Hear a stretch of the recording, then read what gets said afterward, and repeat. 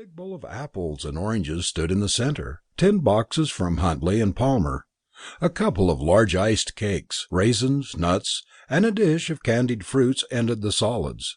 There was also a tray of coffee cups, and a huge silver pot bearing the college arms, flanked by a porcelain jug of hot milk. De Reszke cigarettes, whiskey and soda, and a new tin of John Cotton smoking mixture completed the spread, which would be faithfully reflected in Forbes' battles or weekly bills later on.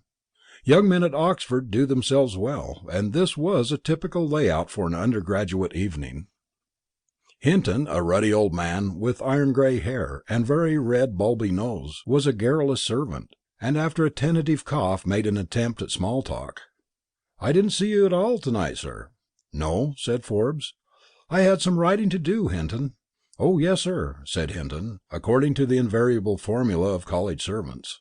A moment later, after another embarrassed cough, he began again. "Very wet night, sir.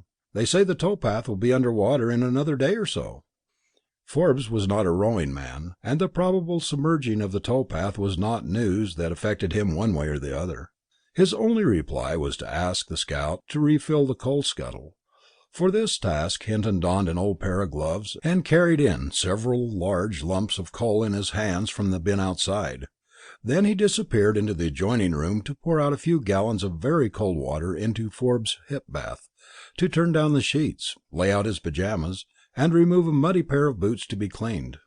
Such are the customs that make sweet the lives of succeeding undergraduates at Oxford. It is pleasant to know that Palmerston, Pitt, Gladstone, Asquith, they have all gone through the old routine. Forbes' father had occupied the very same rooms 30 years before, and very likely old Hinton, then a scout's boy, had blackened his boots. Certainly, Forbes senior had lain in the same bedroom and watched Magdalen Tower through the trees while delaying to get up on chilly mornings. "Anything else to-night, sir?" said Hinton, as Forbes put down Belloc and began to clean a very crusty briar. "Nothing to-night." "Thank you, sir," said Hinton, and took his departure, after poking up the fire and removing the dead tea things. The 8 o'clock chime spoke as Hinton clumped downstairs, and a few moments later Forbes' guests began to straggle in. All were wet and ruddy from rain and wind, and as they discarded raincoats and caps, disclosed a pleasant medley of types. The Scorpions was a rather recent and informal society, but it had gathered from various colleges a little band of temperamental congenials who found a unique pleasure in their Sunday evening meetings. None of them was of the acknowledged literary successes of the university. Their names were not those seen every week in the undergraduate journals. And yet this obscure group, which had drawn together in a spirit of satire, had in it 2 or 3 men of real gift. Forbes himself was a man of uncommon vivacity. Small, stocky, with an unruly thatch of yellow hair and a quaintly wry and homely face, he hid his shyness and his brilliancy behind a brusque manner. Ostensibly cynical and witty satirist of his more sentimental fellows, his desk was full of charming ballads and pieces d'amour, scratched off at white heat in odd moments.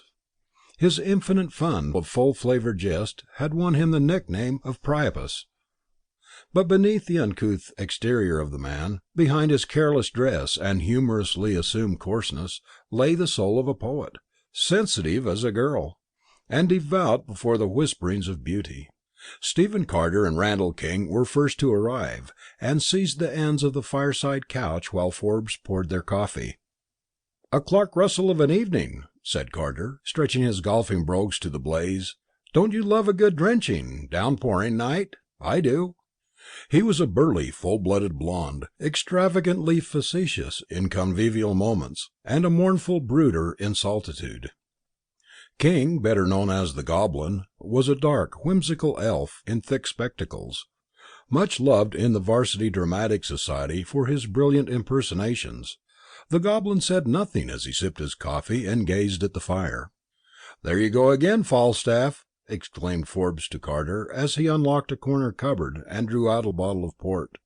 "The universal enthusiast! I believe you'll be enthusiastic about the examiners that plough you." "What, Falstaff get ploughed?" said a vast and rather handsome newcomer, flinging open the door without knocking. "I think he's down for a ruddy first." This was Douglas Whitney of Balliol.